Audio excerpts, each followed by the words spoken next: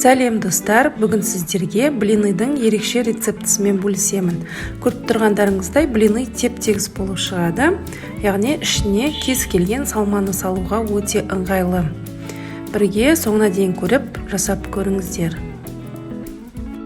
Бұл блиныйдың жасалу жолының құпиясы, ол ақуыз бен сарыуызды бөлек соғып аламыз.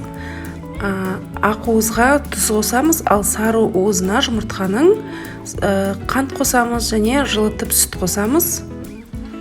Және де үстіне сұйық май қосып, барлығын жақсылап араластырамыз. Ал ақуызды миксердің көмегімен меренге болғанша соғып аламыз. Және де миксердің көмегімен қалған ингредиенттерімізді де біркелкі болғанша жақсылап араластырып аламыз. Үстіне ұн қосамыз, және де тағы да жақсылап араластырамыз.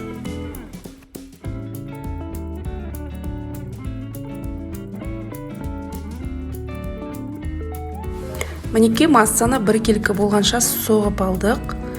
Енді жаңағы бөлек соғып алған меренгімізді осының үстіне 1-2-ге бөліп араластырып аламыз.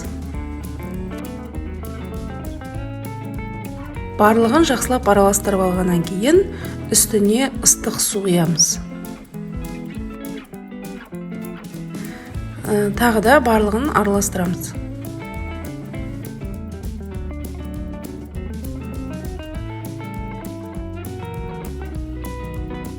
Мінекей біздің массамыз дайын болды.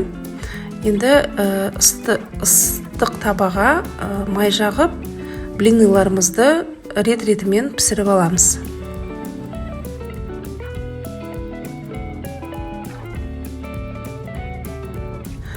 Орташа отта пісіреміз, сол кезде біздің блиныйдың іші толықтай пісетін болады. Мінекей біздің блиныларымыз дайын болды. Осындай болып шығады, және ішіне кез келген салма салып, тәтті немесе еттен жасалған салмадан салып, немесе нутелладан роллы жасауға өте ыңғайлы. Жасап көріңіздер. Егер видео ұнаса, мені қолдап, лайк басып, және каналыма жазылмаған болсаңыз, жазылып кетуді ұмытпаңыз. Және де менің каналымда осы блиныйдан жасалған торттың да рецептісі бар. Соны да көріп жасап көріңіздер, өте дәмді шығады. Ас болсын.